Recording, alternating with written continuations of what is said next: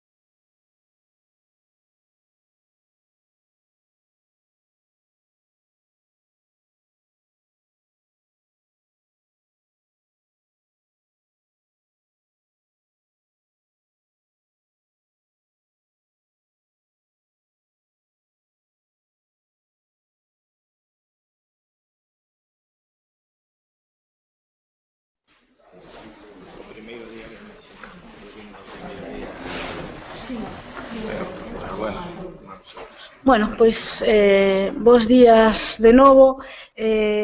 Sin moita dilación, vamos dar comezo á mesa redonda que ten por título As imaxes en Rosalía, as imaxes de Rosalía. A cuestión da imaxe en Rosalía, falábamos antes informalmente, que é un elemento francamente sorprendente, porque poucos escritores teñen tan poucas imaxes e consiguen unha iconicidade tan exitosa. Calquera galego, por así decirlo, sexa lector ou non, interéselle a poesía ou non, a narrativa, a prosa ou que sexa, ve esta imaxe e sabe identificar perfectamente que esa é Rosalía de Castro e que é non só unha escritora, sino tamén unha especie de símbolo nacional. E esta iconicidade podes estudiar desde múltiples perspectivas e, por tanto, temos aquí a tres persoas que van falar desde esa cuestión desde ámbitos totalmente distintos.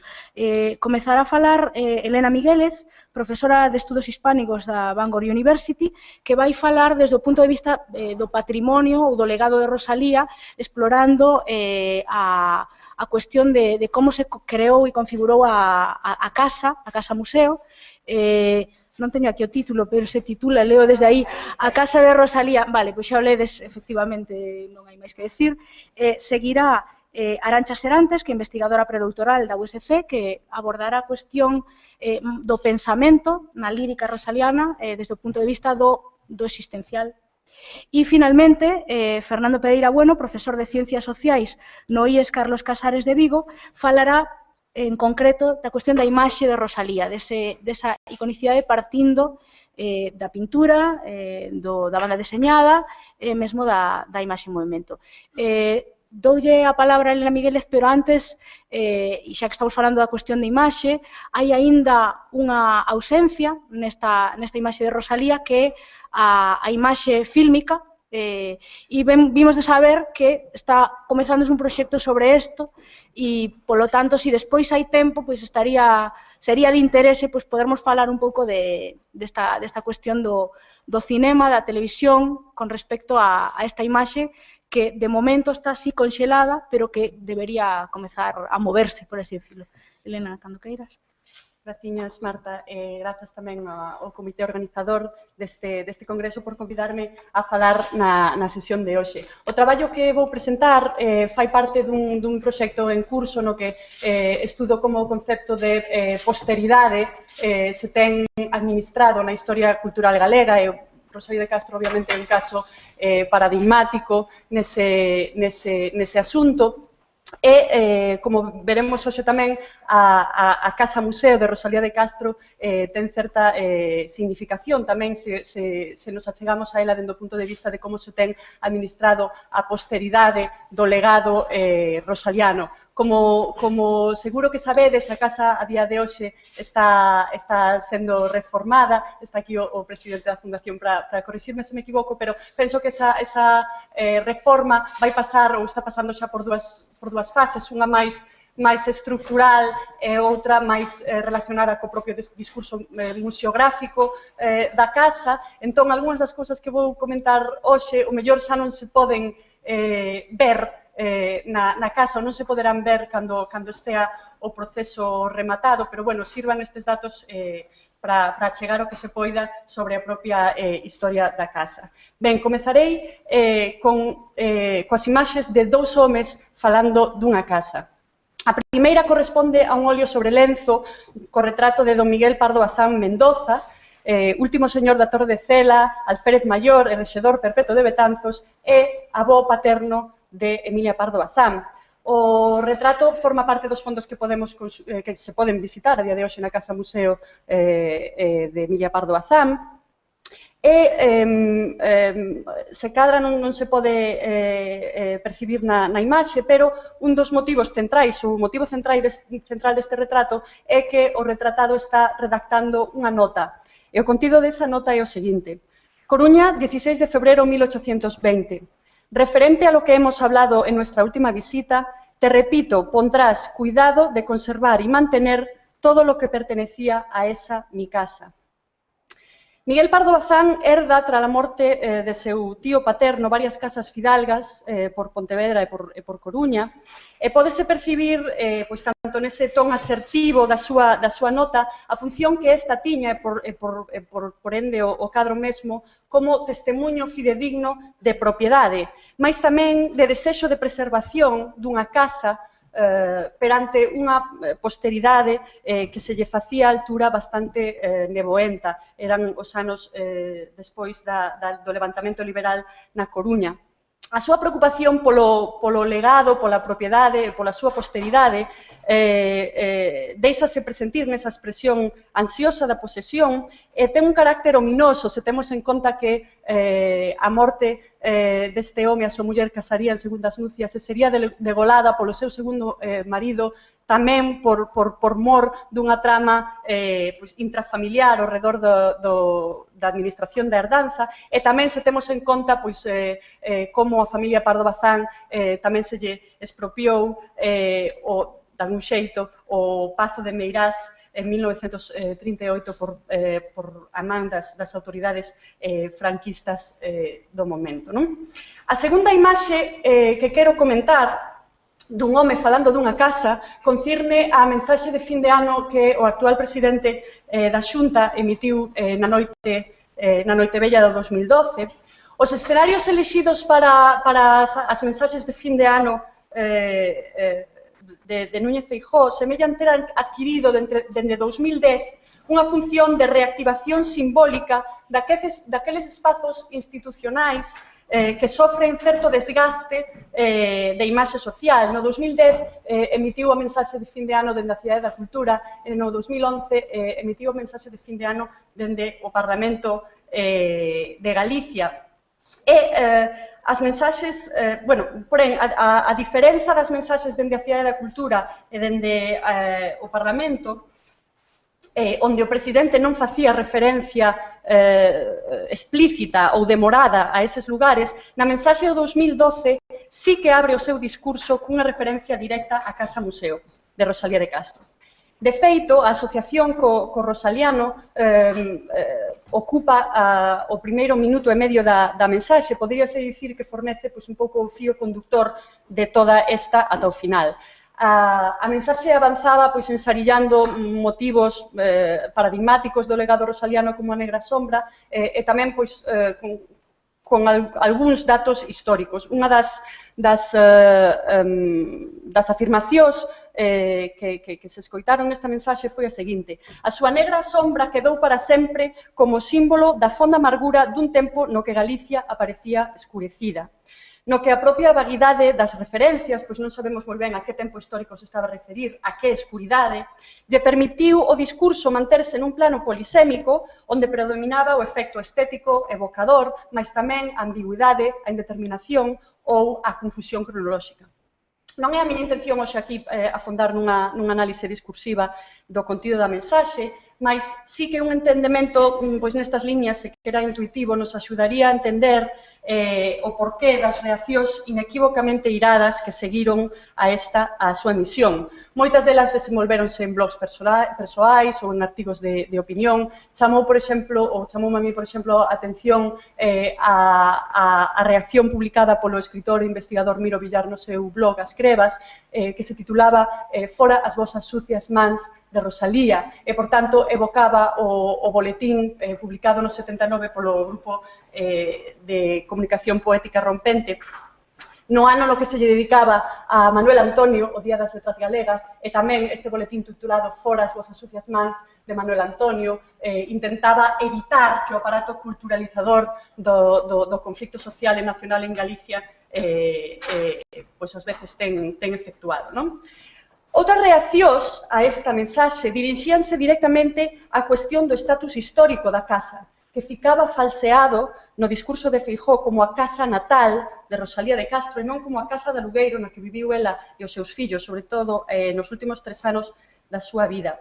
Temos xa que logo a máxima figura da política institucional galega participando do capital simbólico que ofrece un lugar como a Casa Museo de Rosalía de Castro, pois para trasladar unha mensaxe sobre organicidade e unicidade institucional, sobre a conxénita capacidade dos galegos para a resistencia, para a solidaridade, mas, ao mesmo tempo, confundindo a casa como un lugar fundacional do rosaliano en troques do lugar das súas múltiples clausuras, por exemplo, a morte temperá de Rosalía, mas tamén o lugar onde se perpetrou a destrucción dos inéditos, confundindo, xa que logo a casa como a casa natal de Rosalía, Núñez Feijóo tamén estaba participando dese discurso histórico da propia casa, que se podería dicir que é un discurso histórico ateigado de omisións. Neste relatorio que vou facer é abordar o asunto da historia da Casa da Matanza dende varias perspectivas co fin de fornecer máis datos históricos arredor dela que nos permitan contextualizar os discursos que xiran arredor dela e os seus usos e que nos axuden a entender, se que era de xeito tentativo, por que Núñez Feijóo se puido sentir tan cómodo emitindo a súa mensaxe dende este particular escenario rosaliano e por que se cadra podería non ter sido así. Comezarei por darlle un pouquiño máis de corpo á suxestión anterior de que a historia da Casa da Matanza pode ser lida como unha historia de omisións. Se seguimos o relato histórico do historiador Gonzalo do Rei Lama, da casa vanse Murguía e os fillos cando morre Rosalía, non se volve saber nada dela ata 1900, ano no que o propietario, sabendo cales foran os seus inquilinos, decide poñerlle unha placa na parte de atrás da casa para intentar revalorizala e vendela polo prezo de 25.000 pesetas. No relato deste historiador dísenos que as deputacións galegas por volta de 1918 quixeron comprar a casa polo prezo que estimaba o seu dono daquela, e que o propio Murguía, como mencionou Victoria Álvarez na sesión anterior, entrampou ou obstaculizou a compra da casa. Nesta referencia en particular explícase que porque lle parecía un prezo desmesurado, non? Pero ben, sabendo un pouco ou intuindo o papel omnipresente, omnipotente que xogou Murguía na creación e na consolidación do mito rosaliano e do mito, por ende tamén murguiano, pois podemos chegar a conxeturar ou mellor a sospeitar de que este fose realmente o motivo que lle levou a obstaculizar a compra da casa. Mais antes se podería pensar que non entraba a Casa da Matanza dentro do esquema do legado rosaliano que el tanto se esforzou en custodiar e en consolidar na mentes viviu. Sexa cal for a razón deste primeiro obstáculo, a hora de reclamar o uso da casa como lugar rosaliano, o relato oficial da mesma tende a facer un salto dende finais dos 20 hasta 1946, que foi o ano no que dous comerciantes santiagueses a mercan, Xosé Mosquera e Xosé Villar Grangel, por 85.000 pesetas daquela, para liberala do uso que se lle estaba dando daquela como un almacén de madeiras máis ou menos improvisado. Alegan o patronato que se creou o ano seguinte precisamente para recibir a casa en propiedade e tornala en santuario da galeguidade, non? Como se ten dito en verbas que estou citando neste momento. Este relato actúa como momento inaugural da propia historia do patronato, mas relega certa invisibilidade o que aconteceu, ou se pode dicir que son os anos escuros da Casa da Matanza entre os 20 e o 46, ano no que se merca. A respecto destas décadas das que se sabe moi pouco, podemos ver aquí unha imaxe tirada pola fotógrafa americana Ruth Matilda Anderson no 1924. Ela puido entrar na casa, a dona daquela deixou-na entrar e vemos aí pois, o estado da habitación. No libro de Ruth Matilda Anderson di que esta é a habitación onde finara Rosalía e vemos aí pois, un baúl, un escritorio con papéis, con libros arrombados. Este era o estado da habitación ou da casa pois, a altura de 1924. No libro que Ruth Matilda Anderson publicou no 39, o que fixo foi relatar como este estado lle parecía, o estado no que ela tocou a casa lle parecía bastante penoso e elixiu reproducir unha imaxe da casa tal e como ela di que era no momento no que aínda vivía Rosalía e os seus fillos nela. Non foi ata 1951 que se puido facer a primeira restauración da casa. Esta foi a restauración na que participou Gala de Murguía, que aínda estaba viva daquela, e segundo o relato de Rei Lama, pois foi unha restauración somera de carácter conservador. Porén, a transformación da Casa da Matanza en Casa Museo de Rosalía non sería posible ata o 71, xa cunha segunda xunta do patronato que tiña por presidente o médico santiagués Agustín Sixto Seco, o profesor universitario Carlos Baliñas como vicepresidente e a Xosé Filgueira Valverde como primeiro director da Casa Museo.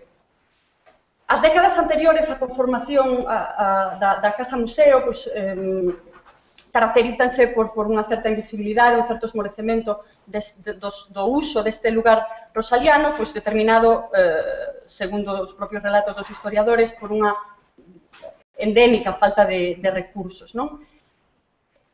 Será en 1970 cando, a través dunha suscripción popular que canaliza o diario La Voz de Galicia, se posibilite unha recaudación de aproximadamente 1,5 millón de pesetas para transformar a casa en casa museo.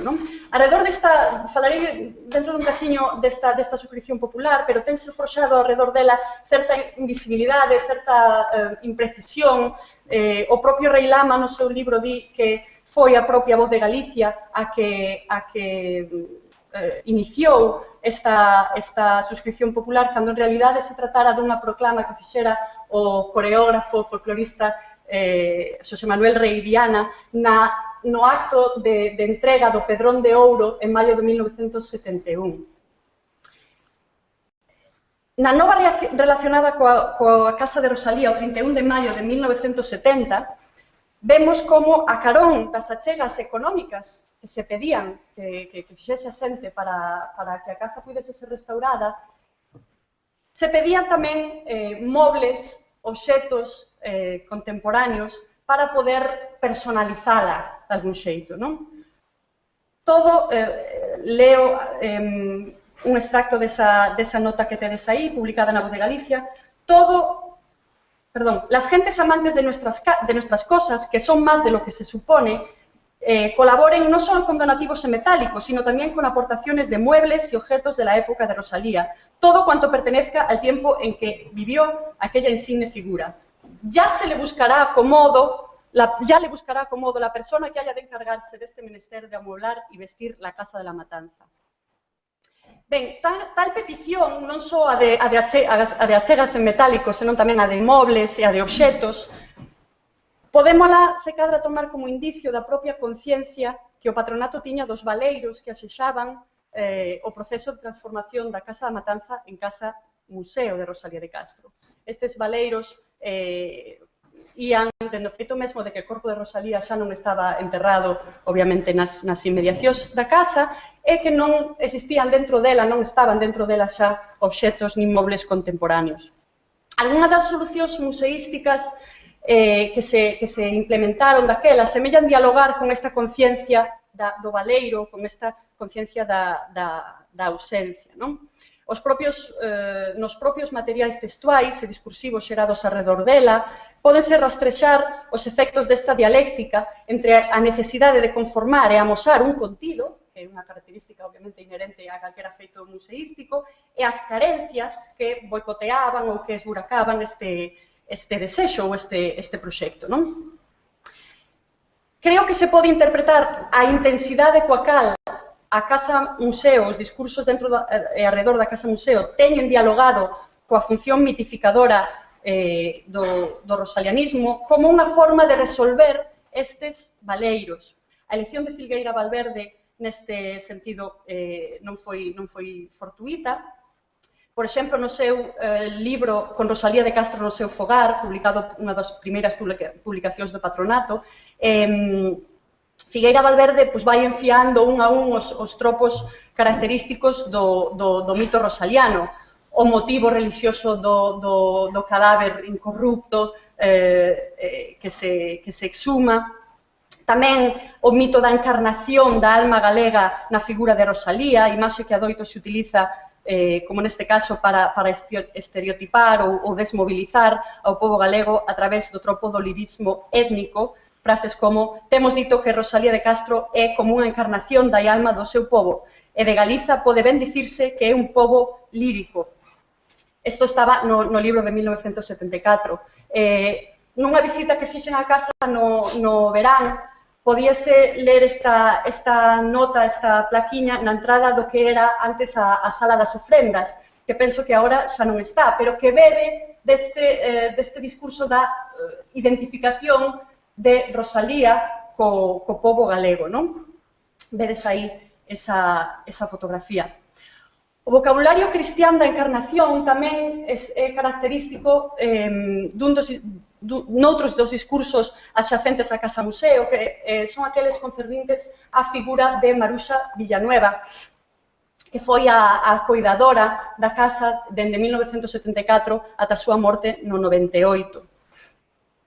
A non escasa literatura que existe sobre Maruxa Villanueva, penso que se pode prestar a unha dobre lectura. Por unha parte, ten unha función de intentar rehabilitar unha figura que se viu parcialmente desloada en algunhas das publicacións do patronato, pois hai varias versións arredor de como foi que entrou Maruxa Villanueva como cuidadora da casa. Ela di que foi por petición do propio presidente do patronato, pero as publicacións do patronato din que foi ela a que se ofreceu para esta función, non? Pero, en todo caso, lendo estos libros que existen sobre a biografía de Maruxa Villanueva, vese tamén que como profundan na idea da identificación de Rosalía co pobo galego e, sobre todo, tamén na idea da identificación de Rosalía coa saudade.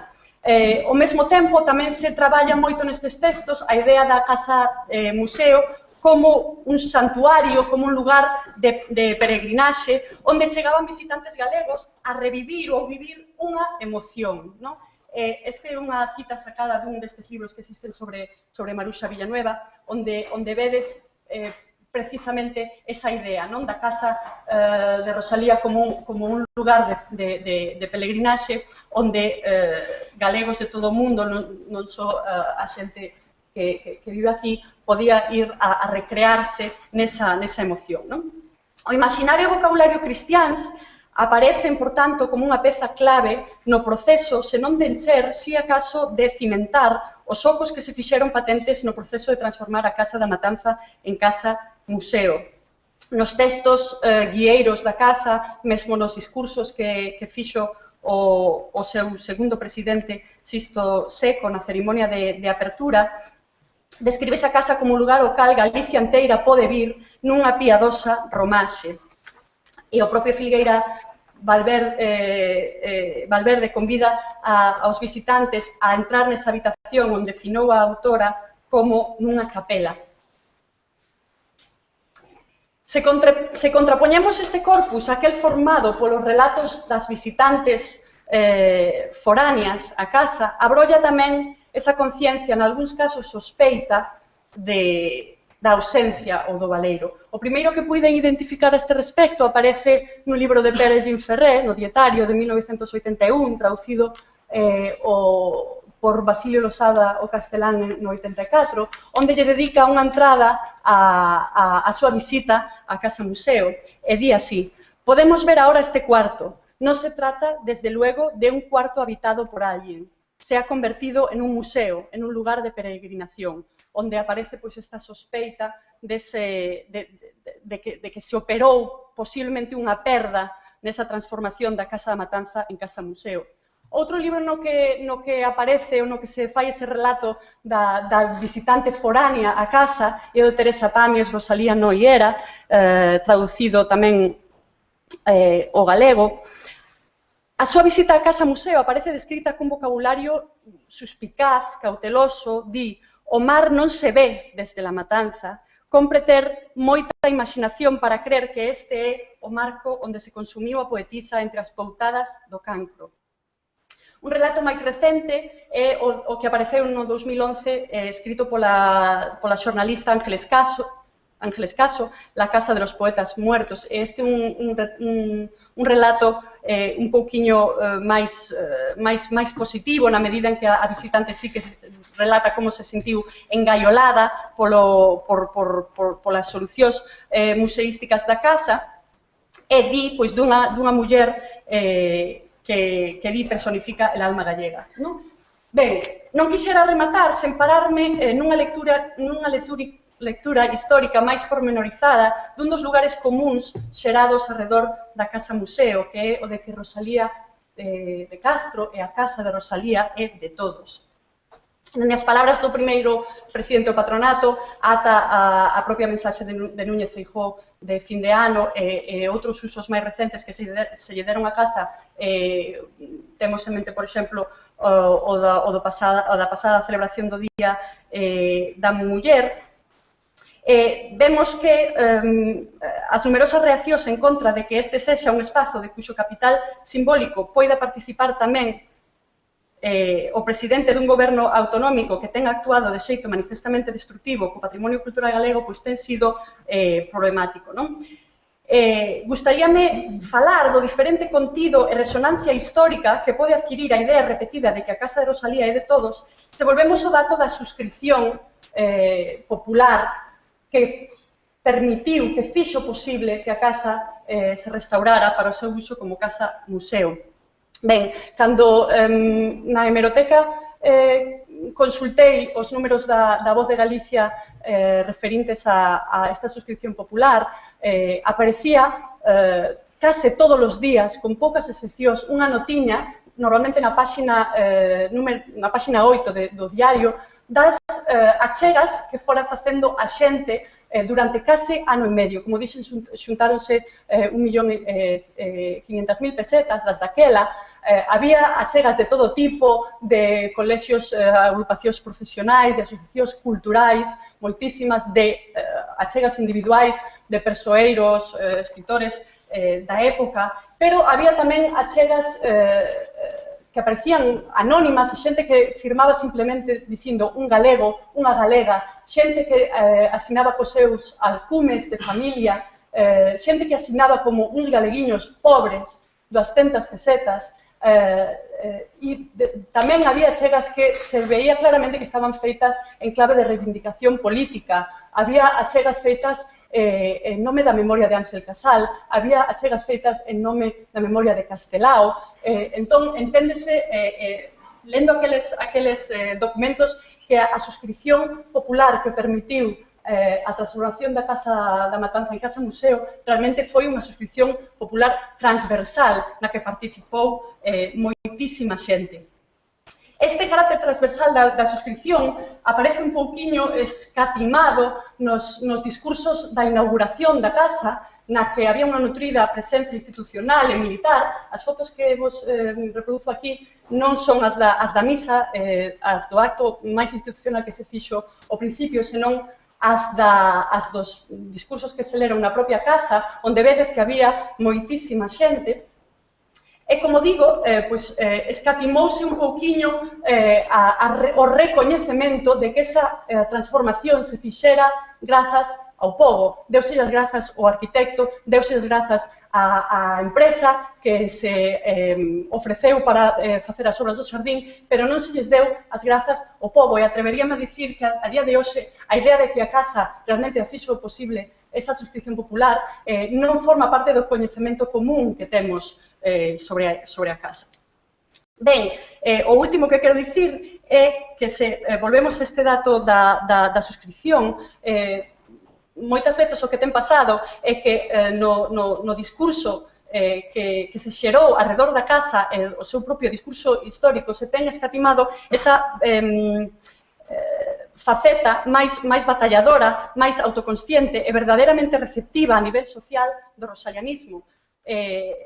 Faceta que, como digo, se lle escatimou ao pobo no momento da inauguración da Casa Museo. Se cadra, non deberá sorprender, xa que logo, que entidades como o goberno actual da Xunta non atopasen inconveniente para caroarse ao aforismo de que a Casa de Rosalía, e por ende Rosalía mesma, é de todos, mais un entendemento máis literal e menos simbólico deste lugar común, se cadra, yo tería posto máis difícil.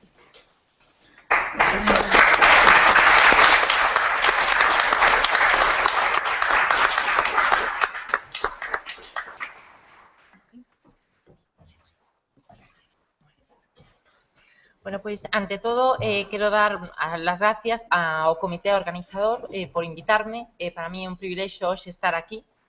O tratamento que vou facer eu de Rosalía é máis próximo á simboloxía e ao seu pensamento existencial. Rosalía, como estamos a ver, creo que neste congreso, pois digamos que está presente na poesía do século XXI por ese pulo innovador, pola súa preocupación social, pola conciencia da natureza, do extranatural, pola defensa do regional. Vemos que hai moitas facetas nela. Digamos que Marina Mayoral apuntaba que polo que se refire á súa visión do mundo, Rosalía aparece como precursora dunha poesía que pudésemos chamar existencial, cuxo tema fundamental é a existencia humana, o seu sentido, ou mellor, a súa falta de sentido. Adiantar, nalgúns casos, a unha filosofía do absurdo, non atopou a súa expresión conceptual ata as obras de Sartre ou de Kierkegaard. Creo que o contido existencialista da lírica rosaliana non foi examinado con profundidade, a pesar de que se apuntaron certas vinculacións con algunhas das ideas do filósofo Søren Kierkegaard e trazándose similitudes temáticas con poetas españois do século XX, que expresan reiteradamente preocupacións existencialistas.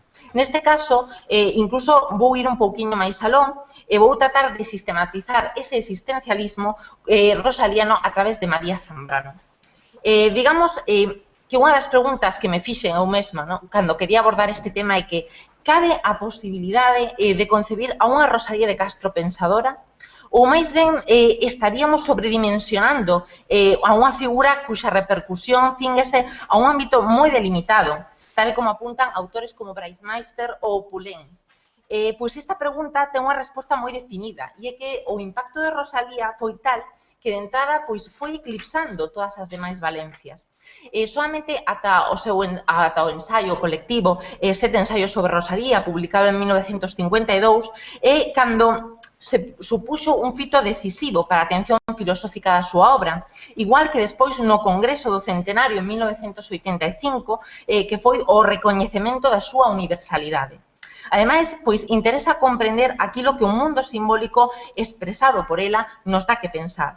a nos preguntarnos pola radicalidade dese mundo tamén e polo calado tan forte da súa apertura. É dicir, a riqueza filosófica que se abre no mundo poético de Rosalía.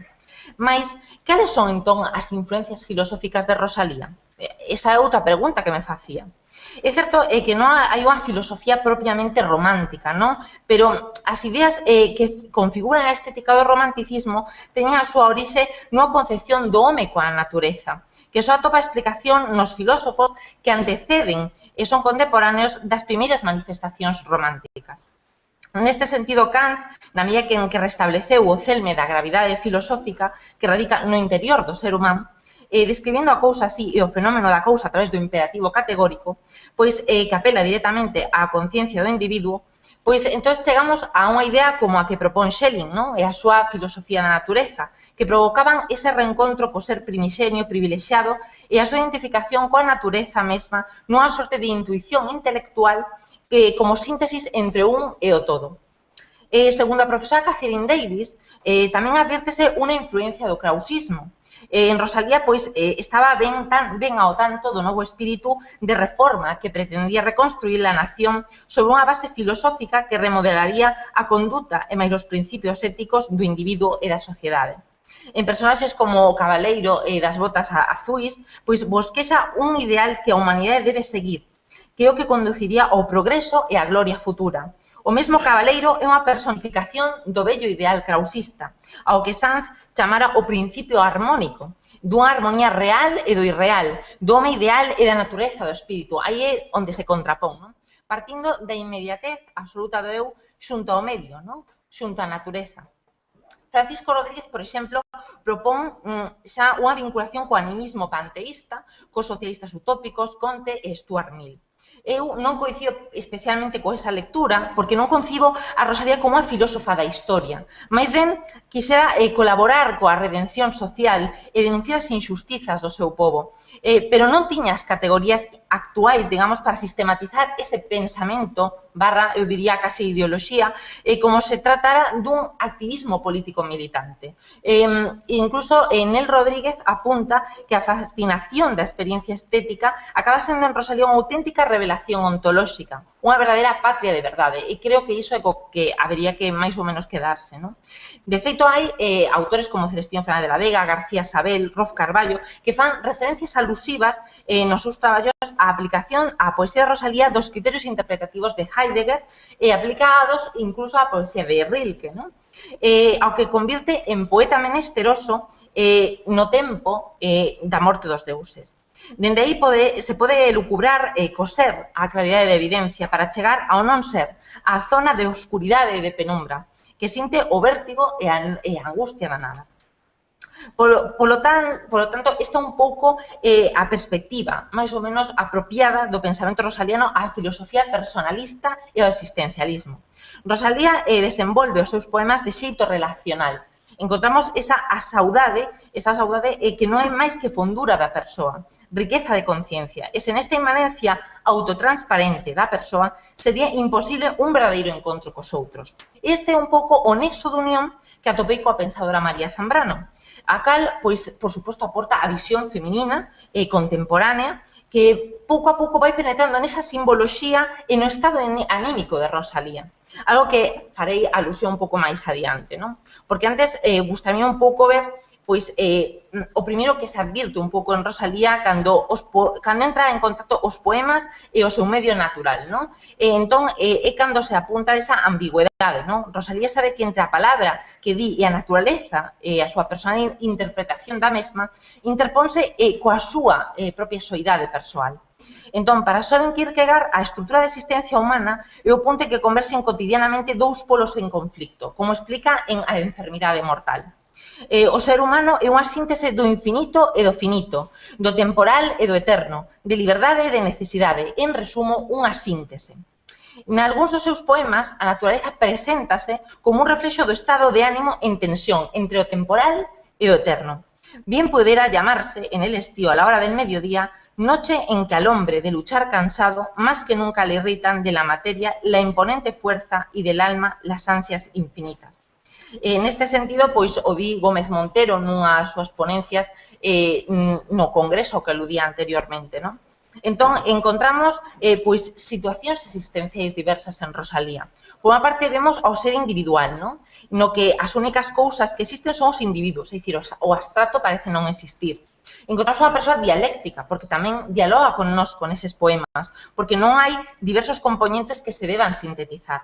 Por outra parte, encontramos unha muller que está en continuo proceso, é dicir, a síntese do seu espírito non vendada, é un esforzo libre para atopar a unidade no fundamentarse do eu co absoluto. E tamén, como consecuencia, unha síntese do espírito, unha tarefa, casi diría, ético-relixiosa, non? De constitución do individuo ante aquilo que é descoñecido, non? Ante ese Deus descoñecido ao que ela moitas veces alude, non? Ou apela. Tamén finalizada teolóxicamente, é dicir, hai que dicir que hai un fundamento no absoluto que o leva á desesperación, é dicir, chega un momento en que en Rosalía vemos esa negra sombra que é iso, aparte do indeterminado, un pouco a fase da desesperación, non? Tamén atopamos que o eu é un verdadeiro protagonista, non? Dos versos que, además, fan eco do coñecido lema kierkegaardiano, non? De que a subxetividade é a verdade e a subxetividade é tamén a realidade. E por iso a declaración do poema de Rosalía, no poema 66, en las orillas del Sar, algo que tamén se faría presente en autores como Unamuno, que determina como a través da soidade se accede á reinterpretación e redescubrimento persoal do mundo, da realidade. Pensaban que estaba ocioso en sus prisiones estrechas y nunca estarlo ha podido quien firme, al pie de la brecha, en guerra desesperada contra sí mismo pelea. Pensaban que estaba solo y no lo estuvo jamás el forjador de fantasmas, que ve siempre en lo real lo falso y en sus visiones la imagen de verdad.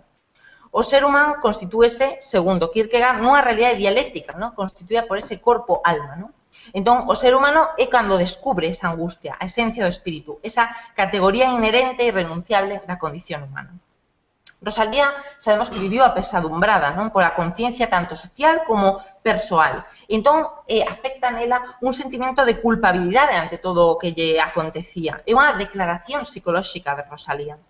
Entón, o esteticismo, chegado a ese punto, chega a ser unha enfermidade espiritual. Identificado eu co seu estado de ánimo mudable, o ser permanece atrapado, non en si mesmo, senón na superficie de si mesmo. Non podía sequera escoller, e o punto final da vida estética é a desesperación, así como un punto de partida da vida ética. Entón, desesperarse dun mesmo, darse conta de que o inmediato non pode darlle sentido á vida, é a única vía de saída. Entón, escoller libremente a desesperación, esa tamén, pois, é o comenzo da vida auténtica. Eu penso que o elixiu seguindo un pouco esa premisa, no? Que kierkegaardiana. Desesperar do meu eu infinito, no? Do meu eu finito. Escoller o meu eu absoluto, no? A través da literatura, eso é o que iniciaba a vida ética, no? Case poderíamos dicir que moitos dos seus poemas, incluso as súas cartas, teñen algo de confesional nese sentido, no? Se prestamos un pouco aí de atención, no? Entón, digamos que o normal é que Rosalía non atope consolo, no? E que a súa angustia se proxecte reflexivamente a través dunha dor pola vida mesma cara a futura morte. Entón, a melancolía, a añoranza de realidades, pois, digamos, aínda non alcanzadas, tan só entrevistas na natureza mediante a intuición, pois enardecen esa paixón que alberga a súa poesía, non? Por exemplo, no poema As torres de oeste, pois apreciase a transición entre melancolía e resentimento sobre os que gravita a vida e a obra rosaliana. Son dos modos de captar o real baixo a razón mediadora da súa conduta persoal ante a vida e ante a época que lle tocou vivir. Que bonitas eran noutro tempo as rosas, fronte ás soidades me consomen, vaguas aliméntame, sombras acompáñame, cómeme a tristeza. A súa vida interior foi intensa, non? E seu alma, o máis puro estilo unamoniano, polo que ten máis que nada de tráxico, fai sentir a filosofía poéticamente, porque a filosofía está líquida e difusa na literatura. Co cal, vamos a facer agora un inciso, que é o universo simbólico de Rosalía, é dicir, cal é o xérmolo da razón poética. E aquí basemos un pouco xa en María Zambrano, porque Rosalía, partindo desa esfera do intelixible, a través da palabra e do símbolo, pois va a conquistar esas forzas opostas. De feito, vemos contradiccións en moitas das súas poesías, é dicir, hai unha versión dos distintos opostos nos seus poemas. Entón, Entón, digamos que a dinámica que sigue a autora describía as súas percepcións sensoriais e estados mentais, non? E prodúcense mediante a inducción de casos particulares que chegan a consideracións xerais que lle permiten interpretalas seguindo a formulación heurística, non? Formada dende unha razón empírica que religa pasado e futuro. E, ademais, admite unha relación entre experiencias particulares que forman o seu tecido vital e tamén os universais, que participan un pouco dentro diso. Seguindo a pensadores como Comte ou Bachelard, no que eu baseome moitísimo, non hai experiencias sen formulación previa dun problema.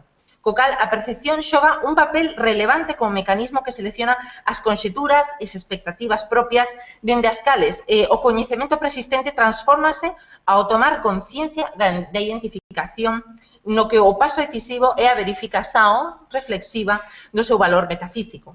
Así o di Magalhães, un estudoso que tamén basease moito na metafísica da saudade, digamos que a dor pola vida marca a súa simboloxía poética, non? E así temos diferentes imaxes atmosféricas, non? Por exemplo, as cores, non? Que reflicten ese estado anímico, non? Como se foran, pois, digamos, unha sucesión, non? De diferentes formas de sentir, non? Que as quixera, digamos, transmutar, non? Neses cores, non? E tamén esa sensación de extrañamento, non? De venir en completa desolación ao describir a vida dolorosa, dentro da súa vivencia personal, non? Fala incluso de yermos de la vida, alma desolada e huérfana, vagar entre tinieblas, cieno de la vida, alma que sola luchaba entre tinieblas, áspero desierto de la vida, empinada cuesta de la vida, entre outras expresións. Unha riqueza impresionante, non? A poeta recurriu, por exemplo, a figuras como o mar, non? Como elemento transpositor da existencia humana. Así, por exemplo, a dor vital, que nos vimos referindo, non? Pois reflítese nas ondas, non? Que rompen contra as rochas, non? Onde o suicidio, como en Baudelaire, sería o único escape cara a algo descoñecido. Ruge a mis pies el mar, soberbia tumba. La onda encrespada estrellase, imponente contra la roca. Y triste muere el día como el hombre la esperanza muere. Morir, esto es lo cierto, y todo lo demás mentira y humo. Y del abismo inmenso un cuerpo sepultóse en lo profundo. Así vemos, por exemplo, tamén nos tristes, como explica Maina Mayoral, que Rosalía expresou tamén esa creencia de que hai seres predestinados á dor, non? Seres para que non exista normal repartición de penas e alegrías na vida, senón que nacen condenados a ese perenne dolor, a unha constante persecución pola desgraza, non? Por iso a morte tamén está como unha figura que forma parte dese ciclo vital, non? Incluso chega a ter unha postura nihilista que corresponde pois con esa concepción da vida na ignorancia da felicidade, non? El loco pensamiento sueña y cree que el hombre es cual los dioses inmortal. No importa que los sueños sean mentira, ya que al cabo es verdad. Así se afirma. E a dor, pois, volve a estar, non? Presente, como forma de volver sobre sí mesma para proxectarse cara á infinitude da que o ser humano carece. Entón, iso xa nos leva a unha experiencia casi abismática. É dicir, un término moi existencialista, ¿no? Que actúa ademais como leitmotiv para caracterizar a desazonante contradición que dominou a Rosalía e que levou a enfrentarse con un Deus que lle aflixía un horrible sufrimento, en palabras textuais, ¿no? Incluso lle fai unha pregunta que é casi un desafío, máis que unha forma de piedade, ¿no? É verdade que o ves, ¿no? Tan forte a dúbida de que Deus exista que o que el representa non se pode soster. E tampouco é posible aprender a ese Deus, non? E al buscarle anhelante, di así, solo encuentro la soledad inmensa del vacío. Entón, claro, Rosalía, o único que atopaba era silencio, non? Pregúntase como Job, non? Pois por qué, o por qué das cousas, non? E iso é unha pregunta filosófica 100%. E a resposta non existe. Deus non consente que lle pidan esas explicacións. E entón chega a dicir ela mesma en contradicción, pero tamén como a reflexión que de un corazón que de la vil materia e del barro de Adán formou sus ídolos non merece esa resposta. Co cal, hai, ademais, outros símbolos que teñan unha raigame filosófica, non? Que poden remitirnos a autores como a Schelling mesmo, non? Lacan ou ata Platón.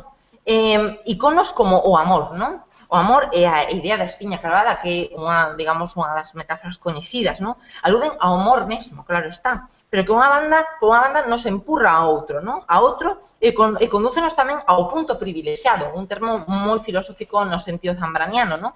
Que é o corazón, é dicir, a metáfora mesma do corazón, a pulsión mesma, onde se concentran todas as paixóns, onde todo emerxe e a cosmovisión sae de ali, non? E entón, e a angustia tamén parte de aí, non? E máis, non engana, dase conta que há unha imposibilidade de atoparse co amor mesmo que ata lle produce dor, non?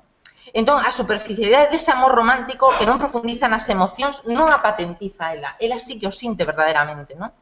Entón, a fantasma dese ben soñado, non? Dese amor soñado, claro, ten tamén o seu real indefinido, non? Vislúmbrase na mitoloxía das sombras rosalianas, que son como eses espectros que veñen da memoria ou a enfrentan ao lado máis escuro de si mesma. E sempre están ali, onde quera que vaya, é dicir, cando evoco mis sombras ou las llamo, respóndenme e vienen. Así lo dice en A mi madre. Tamén hai momentos felices, non? Que se presentan por medio, por exemplo, das campas, que aquí temos tan preto, non? Coa ansia do absoluto e da luz. O sea, así como hai elementos da oscuridade, das cedras, dos ínferos, tamén hai momentos de luz, non? Porque son momentos con un certo motivo, con unha brizna de esperanza, que son mitad luz e, por suposto, mitad sombras. Así ela mesma o di. En calquera caso, todas as imaxes converxen nunha. E que é, pois, ese camiño blanco, é como ese sendero vital, non? Na que a poetisa, viaxeiro e camino implícanse un ao outro. Son todos parte dun proceso que pasa da felicidade anterior ás dificultades presentes e un extrañamento esperanzador no futuro, non? É unha visión do cambio a través do tempo. Especialmente nunha muller que sempre se amosa como unha estranxeira na súa patria. É dicir, por a imposibilidade de comunicación entre os vivos e os mortos, entre os que foron e os que están no presente, dentro da súa entorna. Co cal, neste camiño personificado, digamos que marcha rumbo ao infinito entre a memoria e o esquecemento, unido a un certo desapego, máis que a unha viaxe e unha peregrinaxe, nunca mellor dito. Chega a dicir, quen fora pedra, quen fora santo dos que alí se hai, logo se acaba da vida triste peregrinaxe. Ela mesma dá esa palabra en Follas Novas.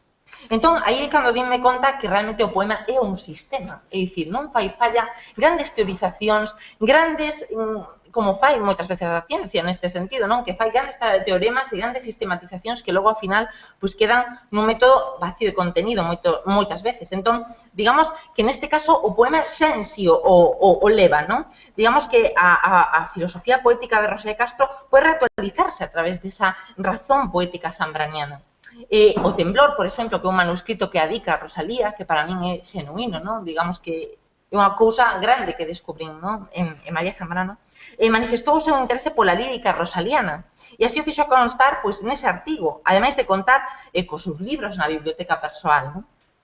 E para Zambrano a filosofía non parte da reflexión, senón do corazón e dos seus ínferos, non? Porque o ser humano é carne e oso, se enfronta a pregunta polo ser e pola súa verdadeira identidade. Co cal, pois, se contempla interiormente o seu propio devir, non? Co conseguinte conflito entre positividade e o ideal, non? E seguindo un pouco a premisa kantiana, fronte ao infinito, as nosas referencias sociais deixan de significar coisa alguna. Todo pasa como se posuíse outras normas internas que impeden normalmente. A ver, isto o di Martins, non? A través do inconsciente, que é a súa obra, non? Digamos que se aplica moi ben a Zambrano, non? Esta afirmación. Digamos que o sistema creado por Zambrano converse co sagrado, co fascinante, con lo que ela denomina la demanda de esperanza, ¿no? Que sufre también su delirio, en el que se despliega la vida. Porque la vida humana se da inicialmente entre dos situaciones que se corresponden a las dos manifestaciones de lo sagrado, la doble persecución del terror y de la gracia. E digamos que só a través da experiencia do delirio podense expresar poéticamente as experiencias que derivan desa identificación simbólica. Entón, por iso faise moi precisa a reforma do entendemento, porque a pretensión elemental do filosofar é levar a linguaxe da vida, dar voz ao que pide ser sacado do silencio. Ademais de dar un novo uso á razón, porque a razón humana tiene que asimilarse al movimiento, al fluir mismo de la historia, adquirir una estrutura estática, é dicir, como a un sistema mesmo, non?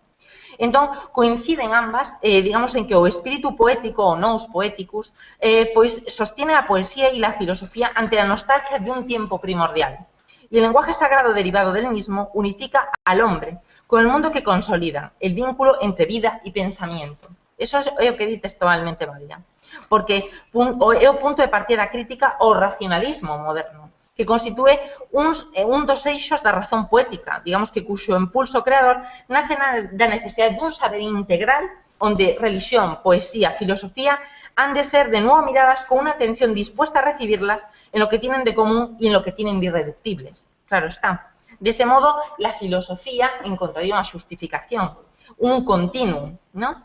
Entón, digamos que a angustia constitúe esa premisa fundamental no movimento de liberación absoluta. É unha catarse, non? O resultado dun proceso vital dun exercicio que rexistra distintas etapas de peldaños. Cando xa non hai resposta, por suposto, todo volve se pregunta. Entón, según ela, la vida corre dispersa y confusa por los anhelos y por el tiempo. Llegar a ser solo es posible logrando la unidad. Así o di na confesión, ¿no?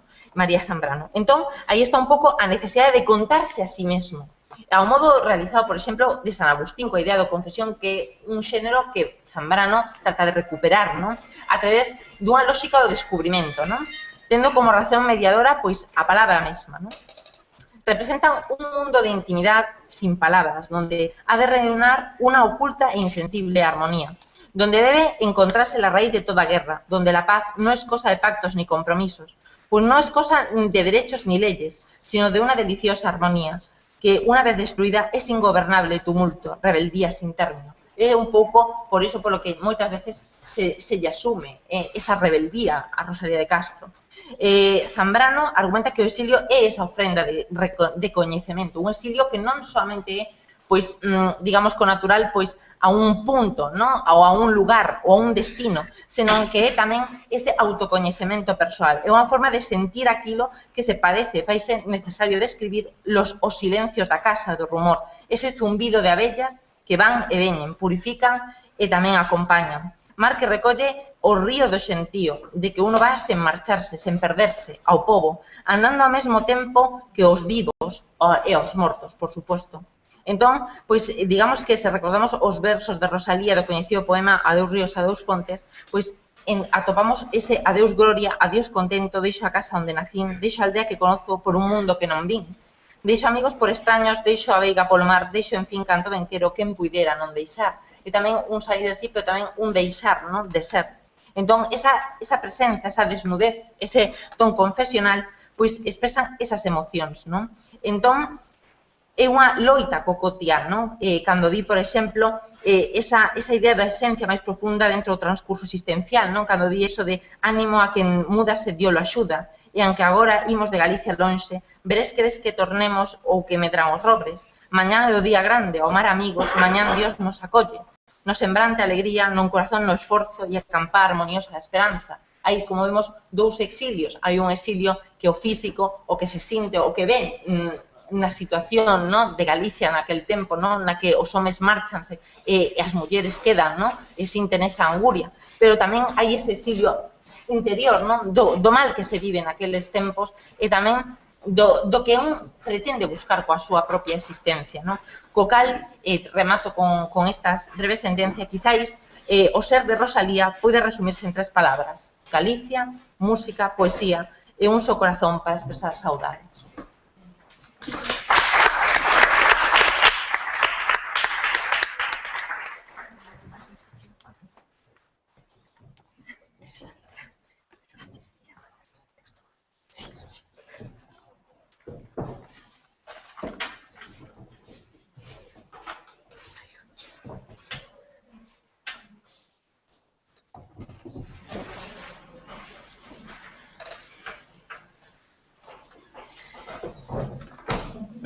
Bos días. Grazas ao Consello pola invitación. E vou a falar dos factores que influíron na configuración da súa representación icónica. Na actualidade, o recoñecemento do potencial iconográfico da imaxe de Rosalía e o seu significado é indiscutible. A expansión da súa iconografía xa non pode sorprender a ninguén. É unha imaxe cotidiana nas nosas vidas, familiar na nosa retina, que recoñecemos polo característico dos seus trazos e que se asumimos e asimilamos sen grandes exixencias polo constante da súa presenza. A poeta ten unha forte consistencia icónica, porque foi tipificada nunha iconografía bastante fixa, homoxénea, con abundantes elementos tópicos, e con este criterio tipificado é como chegou a materializarse na conciencia colectiva unha imaxe inconfundible da poeta. Un rostro que xa quedou definitivamente unido ao imaginario colectivo galego. Sen dúbida é un modelo de permanencia, podendo afirmar que Rosalía, convertida en símbolo, é a primeira marca galega de impacto nacional. E como dixo Méndez Ferrín hai pouco tempo, está xa instalada no mito. Ben, como se representa o mito? Tratarei de explicar brevemente como se foi construindo esta imaxe icónica de Rosalía, que casi todos os galegos recoñecen, e non só os que coñecen a súa obra literaria, senón tamén persoas que nunca leron a súa poesía. Ten que ver a imaxe de Rosalía que a persoa de Rosalía? Se manipularon ou terxiversaron a súa vida e os seus escritos, é lóxico pensar que a súa imaxe física debeu de ser tamén retocada. Porque todos sabemos que o mito, todos os mitos teñen perigo, foi construído a forza de deformar o perfil físico e espiritual do personaxe real. A súa imaxe icónica xira en torno a dous factores fundamentais que, sen dúbida, condicionaron aos artistas a hora de representala no campo da plástica. En primeiro lugar, son importantes as testemunhas literarias, retratos literarios, ou máis ben caricaturas, diría eu, que crearon ou consolidaron unha determinada opinión, unha determinada maneira de ver a Rosalía. Unha caracterización feita dos tópicos literarios e sociolóxicos máis manidos, reduccionista, que ven a ser como trasfondo espiritual das efixies fotográficas. Un dos principais responsables desta caracterización foi o abogado e político conservador galego Augusto González Besada. No seu retrato de 1916 esbózanse xa case todos os trazos que se han converter en tópicos da persoa de Rosalía e marcarán unha tendencia que seguirán sen dubidar outros biógrafos e críticos. Victoriano García Martí, Augusto Cortina, César Barja, Ángel Lázaro, Augusto Casas, Enrique Chao, etc., seguiron as palabras de Besada. Impresións que contribuíron a crear unha imaxe subxectiva e deformada da poeta. Esta é a canonización canónica, visión física que de Rosalía fixo Besada. Alta e delgada, pel morena, negros e profundos os ollos, cabelo abundante negro, a boca moi grande, de labios moi encarnados e impecable dentadura, o nariz ben trazado, pómulos abultados, busto prominente, cintura estreita e mans delicadas e finas. Unha visión que tamén incide no seu carácter. Expresión melancólica, espírito soñador, sinxeleza, tenrura. Por certo, que un inciso, antes dixo, falaba Victoria Álvarez dos Carré. Os Carré foron os únicos que non siguen as consignas de Besada, porque os Carré, na descripción física que fan, tanto Uxío como Leandro, din que era loura e non moura, e din que tiña os ollos castaños e non negros. E, desde logo, é unha visión dos Carré que ninguén seguiu. Non sei por qué, pero é certo que foi así. Unha visión alterada que responde en certos sentidos ao modelo de mirada tradicional vertida sobre a muller, centrándose no aspecto físico e nas calidades espirituais e morais que tal aspecto denota. Unha caracterización que nos anos 60 puso en cuestión Carballo Calero, cando na súa historia da literatura galega contemporánea criticou a idealización da poeta. As opinións desmitificadoras de Calero, rostro vulgar, groseiramente tallada, ar plebeyo, foron seguidas por outros autores, Vázquez Rey, Filgueira Valverde, Luisa Carnés, Marina Mayoral, quen dixo que tiña unha fealdade pouco aristocrática. Ben, o certo que a fealdade de Rosalía é un dos debates favoritos da crítica literaria. A profesora Elena Miguélez xa sabe de que falo, xa sabe. Ben, pero desde logo non foi o único. Rosalía estivo sometida a moitos debates estériles pola súa propia condición de muller. Por exemplo, a teima sobre o seu aspecto masculino ou a virilidade ou feminidade do seu carácter e a súa obra deron tamén bastante de sí. Non é o momento de tratar iso, pero é certo. Foi Calero tamén quen apuntou que os artistas retocaron os seus trazos precisamente para suavizar a súa fealdade que non facilitaría a idolatría. Outros dixeron que a súa fealdade condenou a súa efixe a un discreto segundo plano ou a un idealismo exagerado. É evidente que toda esta serie de observacións referidas ao seu físico nunca serían feitas sobre un escritor e poñen de manifesto unha vez máis o peso dos presuizos androcéntricos. Desde logo, non me imagino aquí falando da fealdade de Curros ou de Pondal. Sería un caso... Ben, poderíamos falar, pero... Ben, unha proba da idealización a que foi sometida Rosalía son os consellos que o escritor e xornalista coruñés Xosé Lestameis dirixe ao pintor Ricardo Camino, autor dun retrato de Rosalía dos anos 20, hoxe desaparecido.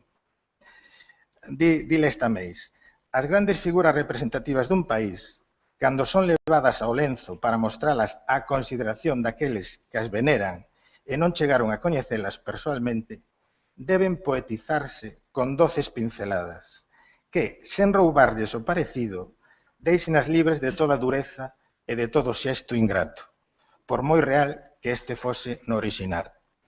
Ben, sobran máis explicacións. En segundo lugar, os artistas van a estar condicionados polas escasas fotografías conservadas da poeta.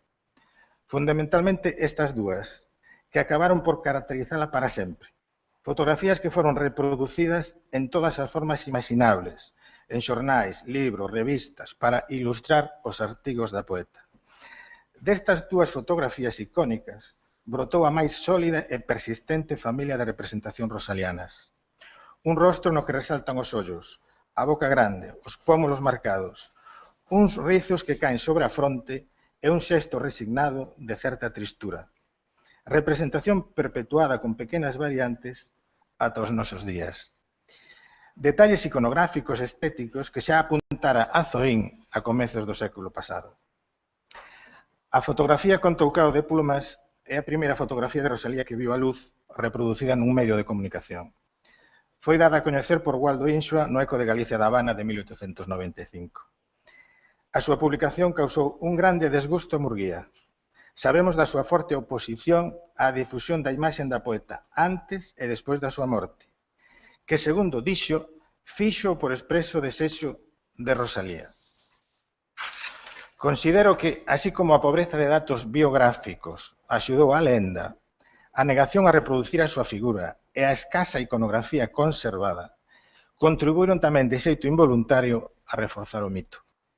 Non hai nada que faga tanto dano a un mito como os datos precisos. Se facemos caso aos biógrafos, parece que Rosalía tivera unha especie de iconofobia. Besada foi un dos que puxo en boca de Rosalía a xustificación para non expoñer a súa fisionomía á opinión pública. Non estar dotada pola natureza de fermosura física. Sigamos cas fotos. O certo é que os artistas usaron e abusaron da imaxen fotográfica como referencia pictórica, creando estirpes icónicas, unhas veces manténdose dentro do mesmo código fotográfico e outras pasando a outros códigos como os pictóricos ou dibuxísticos. Colleron estes dous retratos como modelo e fixeron un retrato base do cal derivan en completa subordinación moitos outros. Retratos que reforzaron ou perverteron as dúas fotografías orixinais. Vexamos algúns exemplos destas interpretacións post-mortem que se fixeron a partir das fotografías. Nas interpretacións do retrato con abrigo, podemos apreciar como os artistas, en xeral, achegáronse á caracterización de Rosalía dunha maneira estática e pouco atrevida, con abundancia de deseños excesivamente estereotipados e ríxidos. Vemos retratos xornalísticos, como este do Faro de blanco e negro, grabados de Rosalía, debuxos de Rosalía, nos que a distancia entre a modelo e a copia fíxose infinita, e a veces, como se pode comprobar, chega case ao esperpento. A forza de reproducila e retocala chegou a perder parte das faccións orixinais, dando lugar a unha imaxe adulterada cargada de subxetividade. O segundo retrato con toucado de plumas tamén deu lugar a unha estirpe icónica duradeira. Dela saiu quizáis un dos mellores retratos xornalísticos de Rosalía e un dos máis coñecidos, obra de Fernando Cortés, director artístico de La Voz de Galicia. O seu debuxo manifesta unha decidida vontade de síntese dos trazos principais do rostro. A retratada, acompañada cunha rama de loureiro e a lira, símbolo da inspiración poética, roza a creación dun arquetipo. Un tipo de retrato de fácil recoñecemento por parte do público que generalizouse no sucesivo e foi moi reproducido en distintos medios impresos. Outras representacións non tiveron tanta sorte e o resultado foi bastante pobre, como podemos apreciar nestes exemplos. 3 Rosalías que non teñen, nada que ver ninguna coa outra e, desde logo, que a realidade. Ben, tamén hai outros retratos fotográficos menos coñecidos polo público, pero que serviron como modelo para algúns artistas, como, por exemplo, o retrato de Rosalía de Corpo Enteiro, que, segundo Borobó, foi realizado en Santiago de Compostela cando Rosalía contaba 21 anos. Esta foto serviu ao pintor compostelán Manuel López Garabal para facer o seu retrato. A pose, a vestimenta e incluso os pendentes son os mesmos que os da foto, mentres que o rostro, máis xuvenil e risoño, fica embelecido. Un retrato absolutamente idealizador. Hai outros retratos que intentaron superar o modelo fotográfico, que trataron de realizar un retrato de carácter institucional e remodelaron o rostro cara a un ideal, para o pase á lenda. Temos, por exemplo, o coñecido retrato de Fenollera. Neste retrato conmemorativo, con estatus icónico, do que tristemente só se conserva este bosquexo, Fenollera representa unha Rosalía idealizada e ennobrecida como unha efixe social, coroada de loureiro. Hai no retrato unha vontade de representación, de procura de dignificación. No retrato de Máximo Ramos, a poeta aparece sentada nunha rocha como captada nun descanso da lectura do libro que colle entre as mans. Ramos propón unha Rosalía idealizada e rexuvenecida. Unha muller que parece distraída, absorta nas súas propias reflexións. Un retrato de encargo, un pouco acartonado, feito pola Asociación Protectora da Academia na Habana. Ben, é unha mágoa, por exemplo, isto ten que ir para atrás. É unha mágoa, por exemplo, que os chamados renovadores da pintura galega, Souto, Colmeiro, Lugrís, Laxeiro, Seoane, Torres, Diez Pardo, non contribuíran a mellorar a iconografía rosaliana. A verdade, tampouco os clásicos, Álvarez de Sotomayor, Juan Luís, Bamonde, Avendaño, non fixeron retratos de Rosalía. Só temos o exemplo de Maside, unha estampa de sobria construcción, sintética e equilibrada, que, por certo, serviu para esa campaña da Voz de Galicia, que fixo para a Casa Museo. Na Voz de Galicia aparece ca imaxe, con esta imaxe, ou temos a xerra, esta homenaxe de Luís Soane para o Laboratorio de Formas de Galicia do ano 69. Ben, quizáis o ter que enfrontarse ao paradigma da cultura galega fixo que os moitos artistas non se atreveran a pintala. Tamén pode ser que a opacidade de Rosalía, a súa imaxe complexa e case sempre contradictoria, dificultou o labor dos artistas para dar rostro á poeta, oculto tras unha máscara construída co heteroxéneo mostrario de anécdotas auténticas ou atribuídas. Ben, e agora chegamos, para min, ao retrato. Ben, porque este é o único retrato feito en vida da escritora, do pintor compostelán Modesto Brocos. É o único retrato tomado do natural, e creo que é o máis fiable, o que ofrece unha visión máis fidedigna do seu rostro. Un retrato libre de artificios, que mira a cara limpa. Unha imaxen quizáis menos perfecta, menos modélica que a do mito, pero moito máis humana e próxima. O artista pintou a poeta en 1880 cando regresou a Santiago, despois de realizar estudos artísticos en Madrid e París. Anos máis tarde contou que tivo que desprazarse 3 ou 4 veces á aldea de Lestrode, onde vivía Rosalía, para facer o retrato. Un retrato que, desde logo, tivo pouca fortuna crítica e que ata o ano 1974 foi atribuído a Antonio Esplugas, debido a un erro cometido por Juan Naya no seu libro Inéditos de Rosalía. Claro, quen é Antonio Esplugas? Bueno, é un fotógrafo, pero deso tampouco ahora é o momento de falar. Neste retrato clásico de medio corpo sobre fondo escuro, Brocos soubo encontrar o punto onde a máscara esvaece e deixa ver o outro rostro. Unha muller de forte carácter, menos atractiva que a imaxe oficial, pero moito máis humana e auténtica. Non hai nel nada de impostura nin de afectación. Un rostro de Rosalía enérxico, cos seus trazos faciais notablemente marcados e de expresión máis ben dura que transmite a sensación de que é unha muller sobria e segura de si mesma. Carballo Calero dixo que neste retrato Rosalía ten un non sei que de forza campesiña, un ar plebeyo. Enrique Chao dixo, leva no seu rostro os trazos somáticos das nosas campexiñas. Francisco Rodríguez cualificouno de algo duro e masculino. Ben, aparte destas discutibles opinións, eu creo que este retrato contribúe a devolvernos a figura da poeta fronte ao desdebuxo. Unha Rosalía máis parecida tal e como ela foi, fora de tanta manipulación interesada. Por iso non foi recoñecido pola oficialidade, porque non foi a imaxe universalmente consensuada que os poderes públicos patrocinaron, inofensiva, resignada e tolerável. É o único retrato que pode derrotar ao institucional. E non deixa de ser sorprendente que, sendo o único retrato feito en vida, non fose máis reproducido, quizáis por ser un elemento discordante da iconografía oficial. Aquí temos dúas Rosalías. A de Brocos é unha institucional, como unha naia garimosa, doce e melancólica. A verdade é que a diferencia entre as dúas é brutal. Ben, agora damos un salto cronolóxico e imos botar unha ollada aos últimos anos onde unha nova xeración de deseñadores está a tratar de reinterpretar a iconografía do país revisando os seus símbolos. E Rosalía, sen dúbida, é o máis decisivo. Están a facer unha nova relectura, achegándose a ela con ollos novos e someténdoa a unha renovación gráfica. Os documentos iconográficos máis abundantes veñen do mundo da caricatura, do humor gráfico, da ilustración, do deseño. Vexamos algúns exemplos. As visións de Xiro López, sen dúbida, o debuxante que ten traballado máis e mellor a Rosalía. A primeira caricatura de Xiro é do ano 73. Ben, ten moitas, estes dous exemplos, 2002, 2010. E chegamos a unha Rosalía con cara de payasa.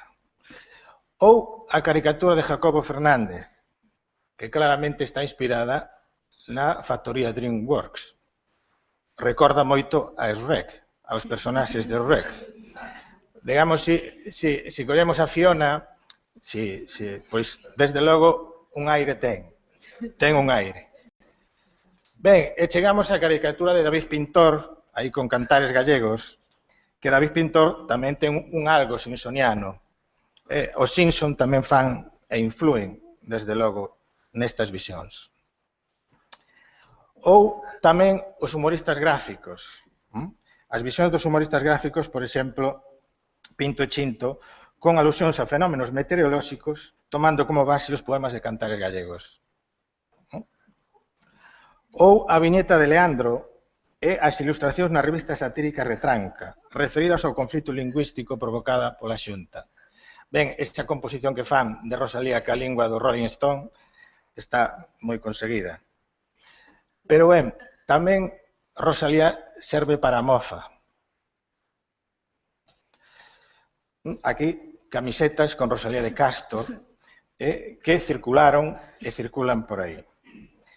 Ben, no mundo do deseño e a ilustración hai exemplos interesantes e orixinais como os de Xesús San Martín.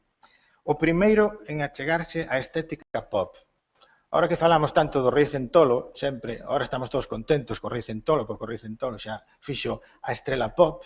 Ben, Xesús San Martín no ano 96 fixo esta imaxe na revista Galicia dende Salamanca, que é o primeiro exemplo de achegarse a esa estética e que, desde logo, hai que recoñecerlle que foi pioneiro nese sentido. Pero, bueno, despois está a de San Martín, o de Santiago Gutiérrez, do 2003, que tamén é unha Rosalía que parte da imaxe tradicional, pero cunha cor e unha linguaxe un pouco máis tal. Despois temos xa recentemente os deseños de Maruja Creativas, por exemplo, no Ciclo das Letras do Gallás, ou este formato en tarxeta postal de Uki Permuí, ou temos o busto de Rosalía de Susana Pazo Maside, en pasta de papel elá, ou temos o caligrama de Estefanía Gómez, ou temos unha Rosalía con auriculares, deseño de Elba Fernández, unha Rosalía, desde logo, atenta, que escoita música, que escoita radio, que escoita unha Rosalía. E tamén a Rosalía de Castro en plastilina, unha Rosalía bastante elegante, con esa gargantilla, para o curtometraxe Ignotus, do ano 2010. E, por último, o retrato imaginario de Rosalía de Castro de Pepe Barro, que, según dixo, o fixo con cortezas das árbores do seu xardín. Ben, paralelamente á identificación da súa imaxe como símbolo nacional galego, desenvólvese tamén no mundo da cultura popular e da moda. Os deseños da empresa pontevedresa Riecentolo, fundada no 2002, representando os símbolos da cultura popular galega mesturados coa universalidade do pop art, tiveron moito éxito e difusión. A súa figura comezou a ser utilizada como un reclamo publicitario de produtos de consumo, aparecendo o seu rostro reproducido en numerosos soportes non convencionais, camisetas, cartéis, xerras, chapas, chaveiros, axudando a estender a súa imaxe por todo o país.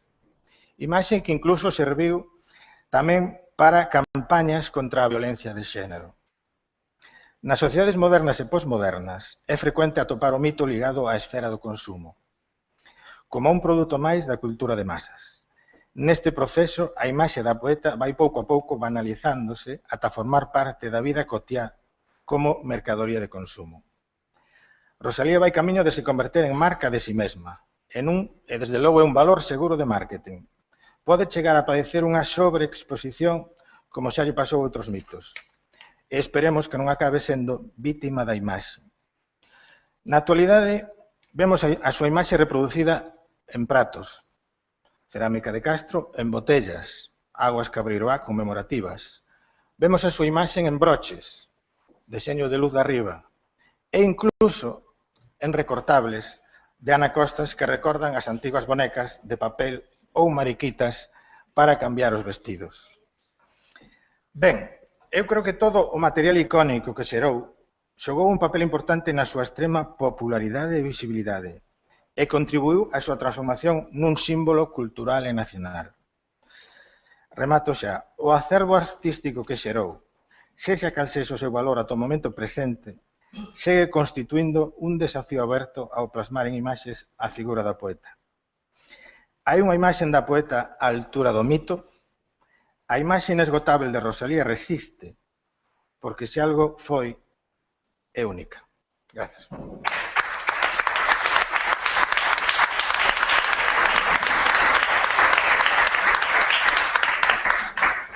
Bueno, pois tivemos a sorte de escoitar tres aportacións interesantísimas sobre estas tres cuestións relacionadas coa imaxe de Rosalía e agora temos, pois non sei se ata as dúas, un tempo proveitoso para o debate ou para facerlles preguntas aquí aos ponentes. Si Anxo Angueira.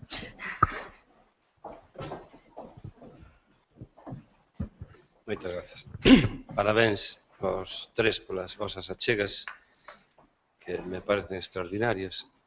Eu, en concreto, por alusións, quería decirlle a Elena que o seu traballo me parece interesantísimo e, ademais, moi necesario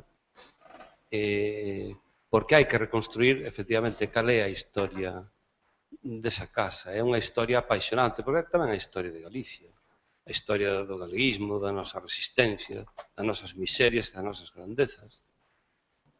E, en concreto, na actividade que estamos tendo de reformular os contidos e o perfil museográfico da Casa Museo, cousa para que ainda non temos financiamento, igual temos que facer como o rei de Viana, andar por aí, polas portas.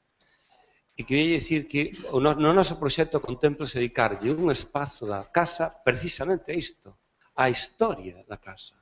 A historia na que hai figuras individuais, ti citáchelas, Xosé Mosquera, Villarrangel, está todo un mundo de anónimos, de personaxes, bueno, con nome e apelidos, pero que o seu contributo foi anónimo. Unha das persoas que non citaches aí, que eu creo que tiveron moita importancia, seguramente no teu traballo redactado o terás, é a dun padronés que se chamaba Camilo Agrasar, que foi un heroe tamén neste sentido, cando a casa estaba abandonada, el guiaba a xente, abandonaba o seu traballo, que era barbeiro, e guiaba a xente. Camilo Agrasar tamén é unha persoa que merece estar asociada á historia, a esa e outras historias da resistencia antifranquista en momentos moi duros, non? Tamén che quería dicir que a precisar, aí non sei se a quen lle atribúes o lema de Rosalía de todos, supoño que a min tamén, entre eles.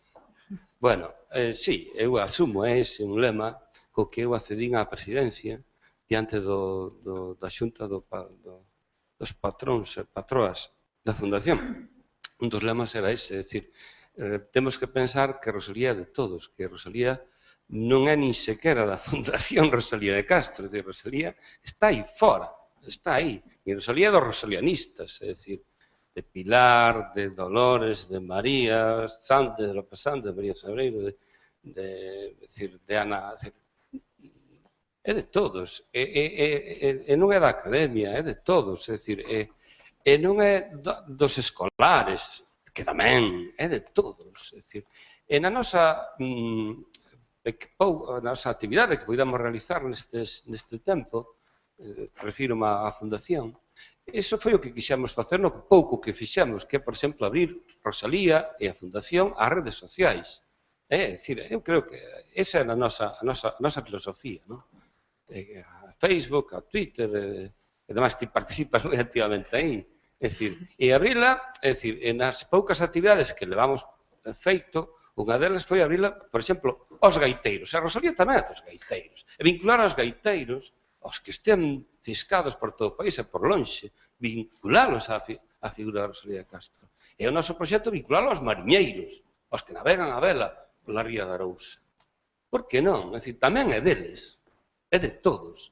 Como é, non só é dos de Padrón ou dos de Santiago, que son, evidentemente, as dúas referencias espaciais as que se vincula xeralmente a súa vida. Tamén é dos da Coruña e tamén é dos de Vigo. E precisamente queremos levar Rosalía a Vigo. Estará no Casco Vello, estará cos alfombreiros, estará cos músicos, estará cos poetas, estará cos hostaleiros. Esa é a nosa idea de decir que Rosalía é de todos. Claro, outra cousa é, como utilizaches aí a imaxe do señor presidente da Xunta na Casa Rosalía, outra cousa é que, efectivamente, nas relacións institucionais, a Casa Rosalía non podes pedir certificados de ti sí, ti non, ti entras, ti non entras. O presidente da Xunta é o presidente do noso país, é a principal institución. Sexamos eu, ti ou outro votantes seus ou non. Ao mellor outras queríamos a presidenta da futura República Galega, como dixen algures, pero, é dicir, a nivel institucional, o que non pode facer a Fundación é emitir carnés de rosalianidade ou algo, rosalianismo, non sei. De rosalianismo. É dicir, hai que, igual que o Consello da Cultura Galega é de todos, son emblemas, a bandeira galega é de todos, incluso a lingua galega. É dicir, claro, que se poden facer usos perversos, claro que sí, pero a nivel institucional a Fundación non pode emitir carnés desa índole. E creo que nada máis.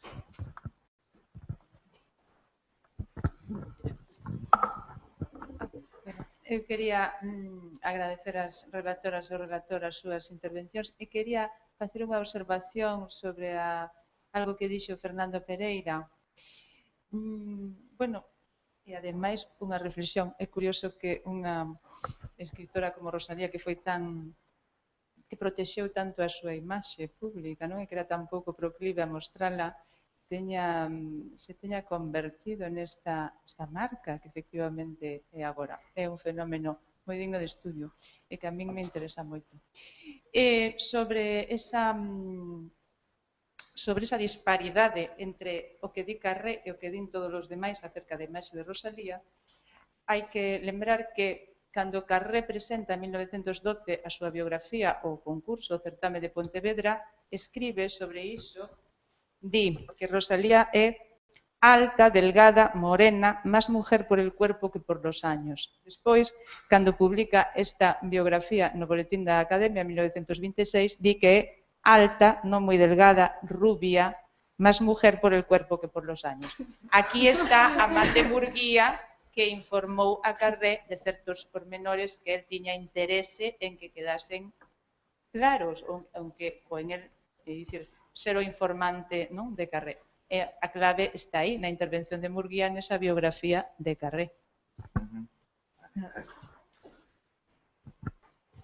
Ben, sí, eu quería simplemente contestar os comentarios de Anxo. Efectivamente, penso e creo que unha restauración histórica, unha revisión histórica da Casa da Matanza, da Casa Museo de Rosalía, dun xeito moi interesante podería pasar tamén pola propia restauración histórica de que feitos aconteceron ou se fixeron, moitos deles en clave resistente, en nome do rosalianismo, que penso que é unha cousa que moitas veces se ten deslixado un pouco. Hai unha diapositiva que non me deu tempo a mostrar, que foi de como tamén o mausoleo de Bonaval, tamén en nome dos moitos actos que se facían ali nos anos 50, moitas veces con facetas públicas máis religiosas, máis institucionais, se cometían actos de desorde público.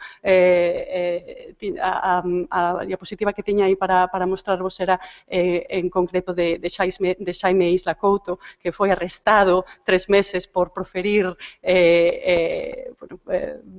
varias frases alrededor do concepto de independencia. Entón, esa idea de que no nome de rosalianismo se levaron a cabo actos resistentes importantes, combativos, que considero que de seren ou de teren sido máis visibilizados, o mellor certos usos que a día de hoxe se lle dan a un espazo como a Casa Museo non resultarían tan cómodos para unha outra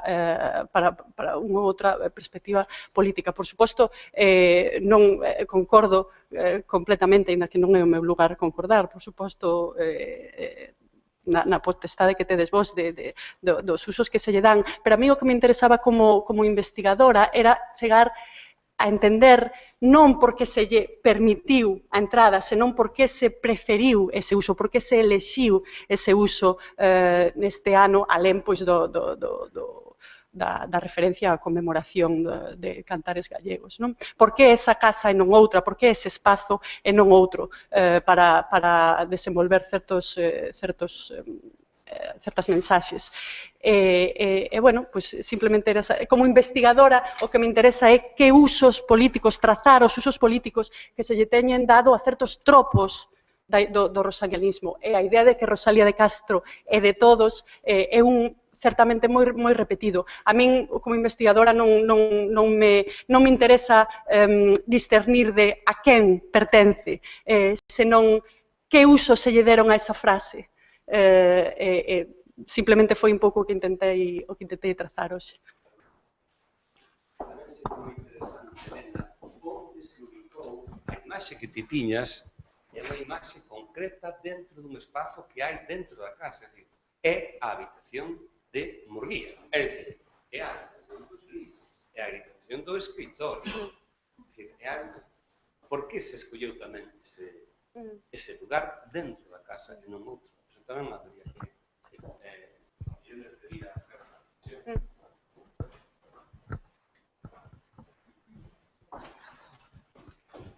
Eu teño unha pregunta concretísima para Fernando.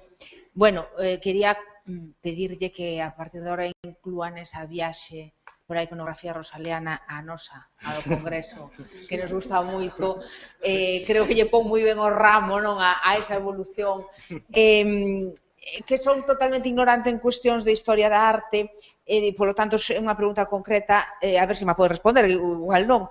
Cando vin o óleo, creo que de Ramos. Sí, Máximo Ramos. Ese está na Real Academia Galega. Sí, recordoume de inmediato o estereotipo feminino das mulleres de Julio Romero de Torres. Entón, non sei se por datas é posible que haxa unha influencia estética e unha beirarse a ese modelo estético daquel que era Julio Romero de Torres pintou a la mujer morena e tal, ou non teñen nada que ver. E logo tamén quería, perdona, aproveitar a Elena, si tes na memoria, non la podes decir, a data do ano desa detención de Xaime Sí, Isla, teño aquí. porque non sabía ese dato e, bueno, é moi interesante. Como ti dis, Teño aquí, para eso... apareceu na sección Orden Público da Voz de Galicia o 25 de maio do 70. Foi condenado a 3 meses de arresto maior por delito de desorde pública, que os xulgadores entenderon como de rebelión. Específicamente dicía esa nota: a la salida de una misa que se celebró en la iglesia de Santo Domingo de Santiago de Compostela en memoria de Rosalía de Castro, el señor Isla profirió determinada frase solicitando la libertad para Galicia mientras se cantaban diversos himnos. Ben, cronolóxicamente, sí. Ahora, eu creo que estéticamente tal, non, Vamos, non creo que non ten nada que ver, creo. Porque este de Máximo Ramos responde a un retrato típico do século XVIII británico. Ese retrato da muller sentada cun libro nas mans é unha iconografía que responde, ademais, ao oficio da muller. Era moi normal, se era un escritor, poñer un libro nas mans ou algo. De feito, Rosalía ten outros tamén onde aparece. Aquí, precisamente, na Xunta, teñen un de Benito Vázquez, dun pintor pontevedrés, donde aparece tamén Rosalía cun libro nas mans. Tamén hai outro de Rosalía cun libro nas mans de Cuxí, vamos, dun pintor español, e que tamén aparece con un libro nas mans, facendo referencia a iso. E na Xunta de Galicia, no Parlamento, hai tamén un retrato de Rosalía, non sedente, de pé, pero que tamén ten unha mesa ao lado e un libro. É dicir, é un motivo recorrente, pero xa digo, creo que responde a outro... Sí. Perdón, podería facer só un comentario por unir estes dous temas, que na propia Casa Museo hai un retrato de Rosalía por Ovidio Murguía, non? A Rosalía xacente no seu leito de morte, que tamén é totalmente... Bueno, xa, é o da Alejandra, o da filla, claro, bueno, sí. O que pasa é que xa...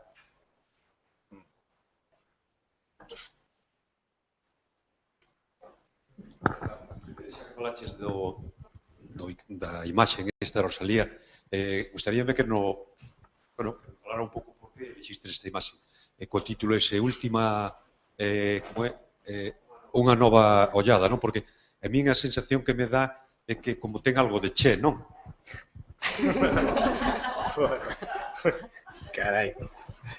Bueno, pois, como estamos Anxo e eu aquí da comisión organizadora, resposto Che, que estou máis preto. Vamos a ver, o título xenérico do Congreso reflicte realmente o proxecto da comisión organizadora e da institución, non? Que era abrir, pois, suxerir, citar, promover novas interpretacións dende o século XXI, quere isto decir, dende a sensibilidade contemporánea e tamén coas ferramentas críticas, teóricas e demais que temos para interrogarmos e reinterpretarmos Rosalía, a súa vida e a súa obra, non? É dicir, eu creo que unha chega como a que acaba de facer Elena ou como a que acaba de facer Fernando, sen ir máis lonxe, seguramente serían inimaginables cando foi o Congreso 85, bueno, porque os paradigmas eran outros, non? Entón, intentamos que fora un título moi descritivo e moi xenérico do que o proxecto do Congreso quería ser. E a imaxe, pois, a verdade é que pedimos a un equipo de diseñadores unha proposta, eu creo que a primeira non nos gustara, creo recordar, e cando non nos decía nada, e cando chegou esta e en canto a vimos, pois nos entusiasmou e hubo consenso, porque nos parecía que de alguna maneira, claro, vamos a ver, este é un congreso institucional e demais, entón aquí do que se trata é de abranguer o máximo, non? Entón, partíamos de toda a tradición iconográfica de maneira que nos parecía que Rosalía era inmediatamente identificable, e incorporábamos, bueno, pois esa nova estética que pode estar un pouco reflexada no xersei negro, no cocolo así subido, e, bueno, simplemente ese pelo que se move, pois reflicte un pouco esta idea de movimento, de mudar, de non ficarmos nas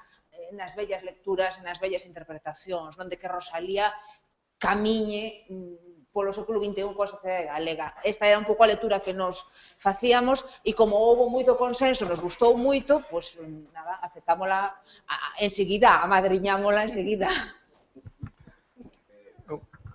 Sí, eu creo que unha das cousas interesantes de todo isto é que eu penso que Rosalía, que se falou xa na primeira conferencias, do mito que está creado ao rededor dela, penso que Rosalía ten a posibilidade de que ese mito baixe do pedestal este no noso presente. Eu creo que é unha figura, e eu creo que está moi axeitado esa figura que elixistes, porque creo que Rosalía aínda se pode reinventar, de alguna forma, esa imaxe para que este con nós, porque eu creo que aínda nos ten moito que dicir, aínda nos di moito da nosa realidade, no presente.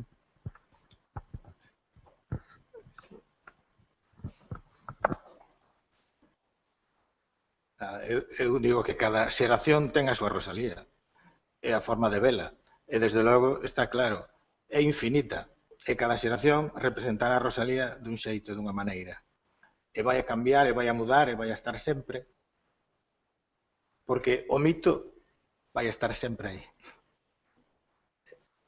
Eso está claro. Bueno, pero eu creo que o noso deber é que este no presente.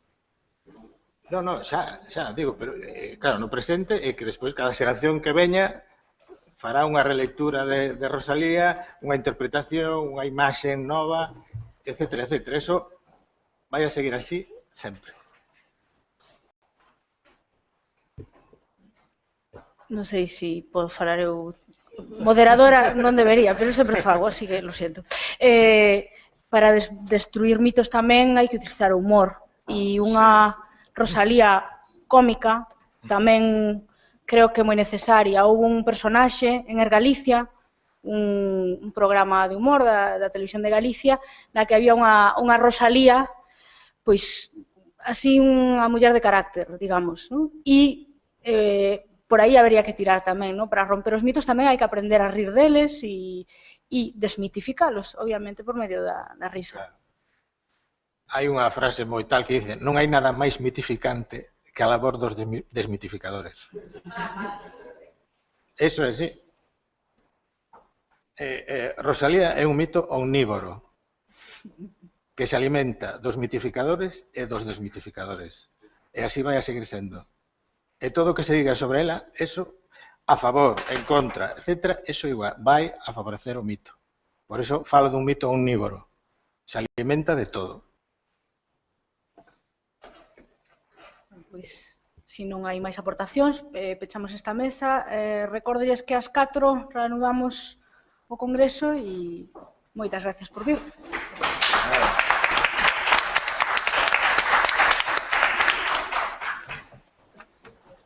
Bueno, pues moi interesante, moi denso, moi interesante, moi...